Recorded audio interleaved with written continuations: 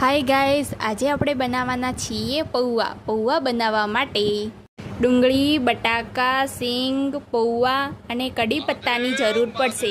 સૌ પ્રથમ પહેલાં આપણે બટાકાને બાફીશું. જ્યાં સુધી બટાકા બફાય ત્યાં સુધી આપણે પૌવાનો મસાલો તૈયાર કરીશું. સૌ પ્રથમ પૌવાના મસાલો તૈયાર કરવા માટે આપણે તેલ નાખીશું. તેલને ગરમ થયા પછી રાઈ અને જીરું નાખીશું. રાઈ અને જીરું નાખ્યા પછી તેને ગરમ થવા દઈશું. તેના પછી સિંગ નાખીશું. સિંગને બરાબર ચડવા દઈશું. ત્યારબાદ હવે તેનામાં ડુંગળી નાખીશું, બરાબર હલાવીશું. ડુંગળી નાખ્યા પછી તેમાં કડી પત્તા નાખીશું. હવે પૌવાને સરસ રીતે ધોઈ દઈશું. ધોયા પછી હવે આપણો મસાલો સારી રીતે ચડી ગયો છે. તેમાં બધા મસાલા નાખીશું,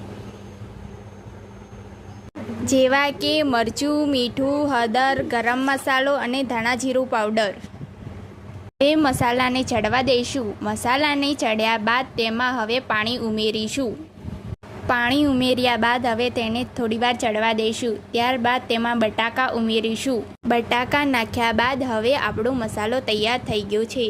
હવે આપણે મસાલામાં પૌવા ઉમેરીશું. પૌવાને ઉમેર્યા બાદ હવે તેને સરસ મસાલાની રીતે હલાવી દઈશું.